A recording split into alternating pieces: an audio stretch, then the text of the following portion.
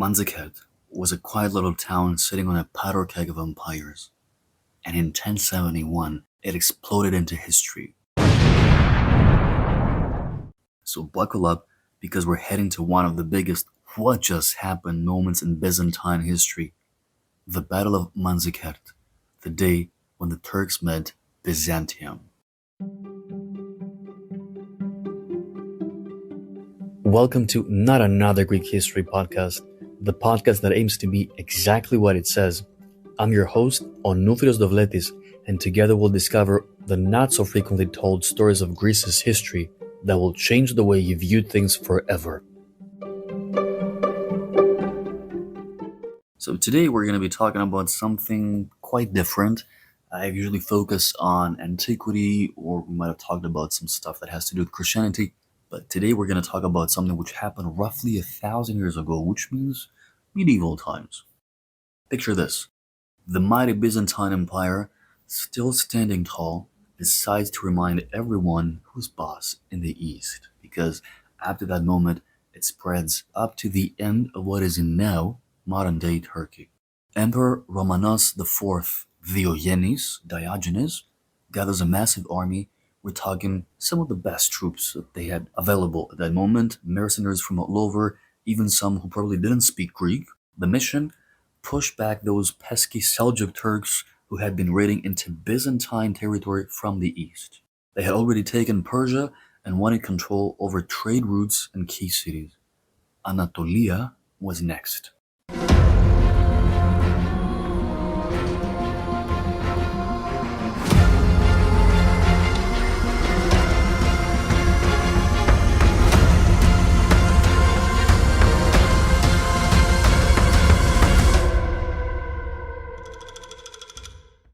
But who were the Seljuk Turks anyway? They started out as nomadic Turk tribes from Central Asia, wandering around the steppes, riding horses, firing arrows while galloping. So what you should picture is Asian-looking people like Mongolian, Chinese, etc. But in the 10th century, they converted to Islam and began making their way westward, eventually becoming way more powerful than anyone expected. By the 11th century, which is the time that we're talking about now, they would set up a serious empire, the Great Seljuk Empire, stretching from Central Asia all the way into Persia and the Middle East. And they weren't just warriors. They embraced Persian culture, sponsored science, architecture, and Islamic scholarship. But they also had a huge appetite for territory, including the Byzantine frontier. What was the Byzantine Empire like at that moment? The empire had reached its greatest extent around 550, including almost the entire Mediterranean Sea, north and south.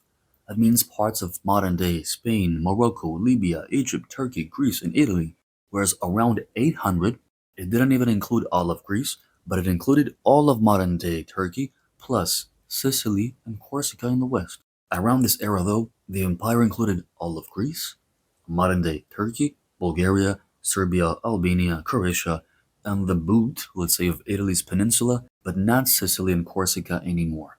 Nevertheless, up to the 11th century, the army is neglected, and the empire ends up relying on mercenaries when they felt that they needed them.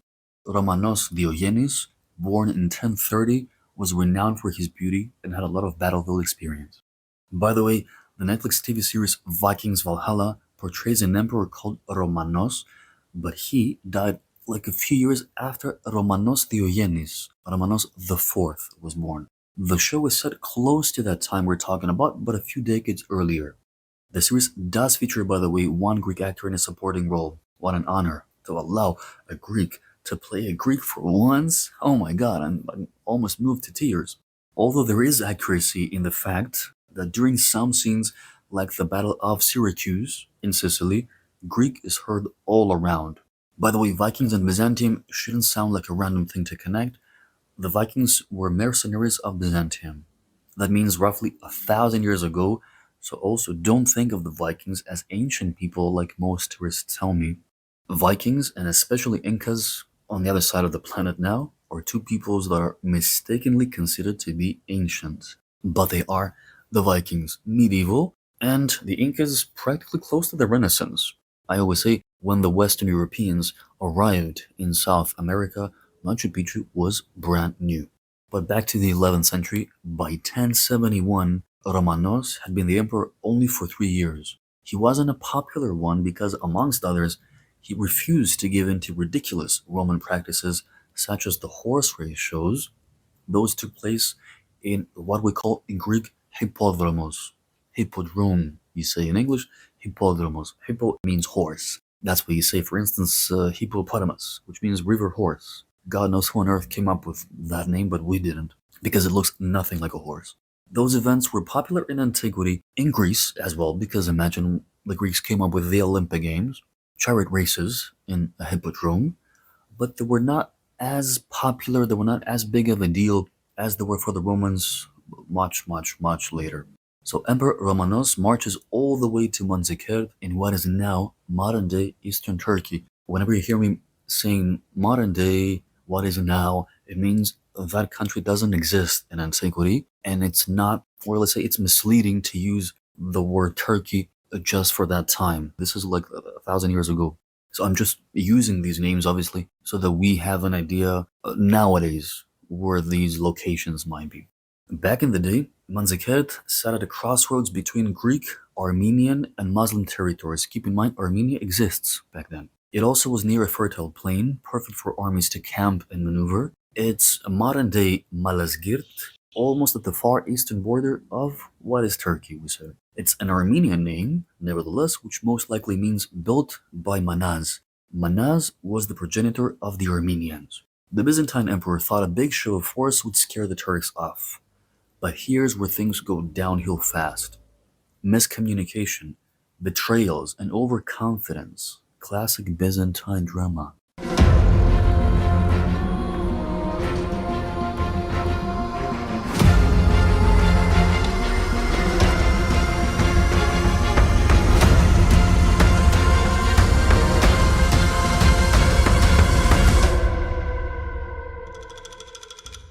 Andronikos Doukas played a key role in why the Battle of Manzikert went so badly for the Greeks. He was a member of the powerful Doukas family, which had serious beef with Emperor Romanos.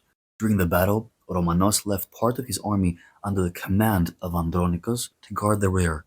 At an important moment, Andronikos Doukas shouted, "The emperor is dead," and bailed with 30,000 men, causing total chaos and a full collapse of the Byzantine lines.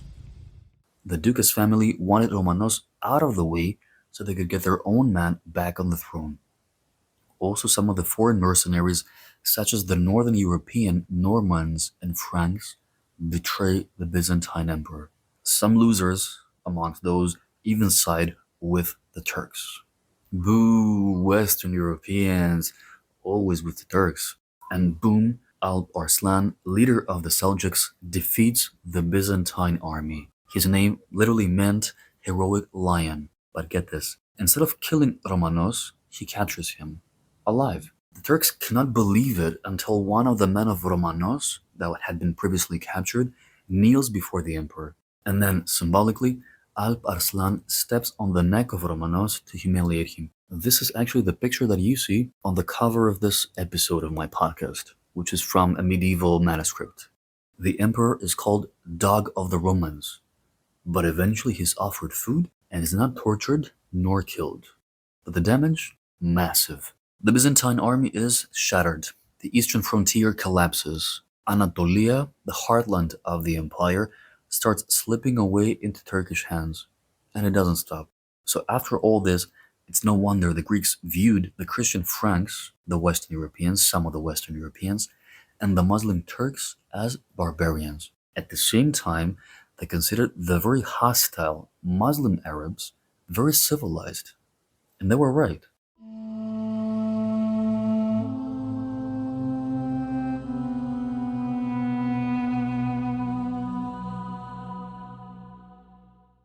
That battle opened the floodgates. Turkish tribes started pouring into Anatolia, which up until then had been solidly Byzantine and Greek. As they invade, they destroy and burn everything, and they slaughter and sell people in slave markets. The betrayal by Andronikos helped seal the empire's defeat and basically handed Anatolia, as you say in English, Anatolia in Greek, to the Turks on a silver platter. Basically, the Seljuks were the tip of the spear for the Turkification of Asia Minor. They're the ones who laid the groundwork for what would eventually become the Ottoman Empire. So yeah, the Seljuk Turks, not just random horsemen from the east. They changed the game. If you see pictures of Alp Arslan, by the way, like the one that I mentioned that I have on the cover of this podcast, he looks Asian. That's because the Turks are originally from Mongolia and had nothing to do with this part of the world.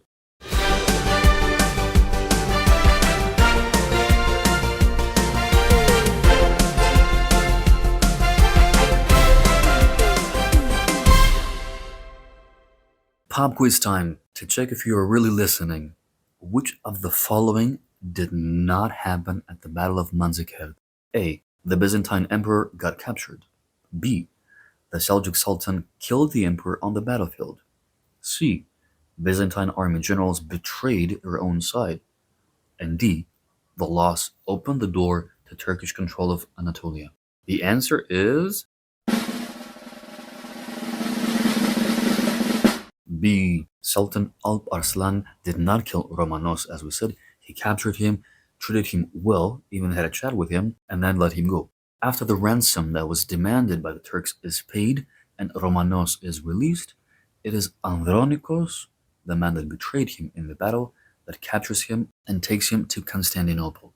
Romanos is blinded, meaning he could no longer be emperor. They didn't have to murder him, they blinded him, was more symbolical. And then he's exiled. He dies helpless not long after, only at 42 years of age, and a year after the battle. I'm sure he would have by then regretted his decision to once cut off the nose of one of his own soldiers for stealing the donkey of a Muslim.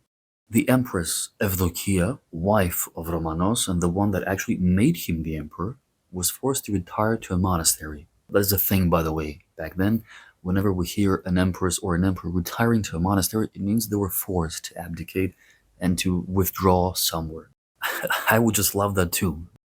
Those three, Evdokia, Romanos, and Alp Arslan, were portrayed in the 2021 Turkish TV series Alp Arslan the Great Seljuks, where the Byzantine army was presented like the Crusaders, by the way. It's really fun if you watch that. Turkey is indeed doing a great job using TV as propaganda.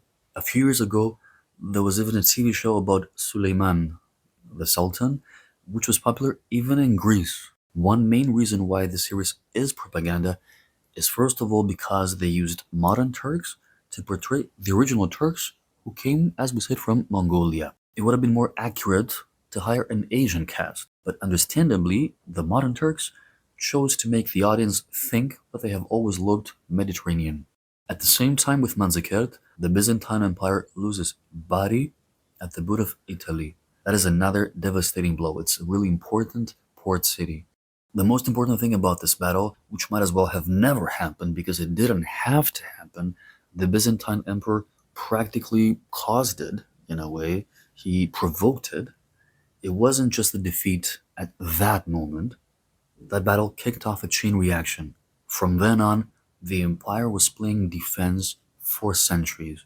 A century later, in 1176, the Byzantine Empire would be defeated by the Turks again at the Battle of Myriokephalon that time. Anatolia had been lost forever. The biggest mosque in Turkey, by the way, which is in Istanbul, and it's called Çamlıca Mosque, it has 4 minarets, each standing 107.1 meters tall, a height chosen to honor the year of the Battle of Manzikert, 1071. In 46 years from now, the Turks will celebrate their 1,000-year-old presence in this part of the world. But don't forget that it would take them almost another 4 centuries until they took over Constantinople, the most important city of the Greeks. The Byzantine Empire, though, by that moment, had almost collapsed completely. It was mainly the city itself and some areas around it. Andronikos Doukas is definitely one of the greatest traitors in Greek history. 3 years later, he and his father were captured by rebel mercenaries, some taste of his own medicine, and although he was released, he died from his wounds in 1077, so only a few years later. So next time someone tells you, one battle cannot change history, tell them about Manzikert. Oh, and did I mention that the guy that defeated the Byzantine army was assassinated the following year? Both Romanos and Alparslan died in 1072, almost at the same time of the year, and at the same age almost. If you enjoyed today's episode, don't forget to subscribe, rate, and share. Until next time, this is Onufrios Dovletis signing off from Not Another Greek History Podcast.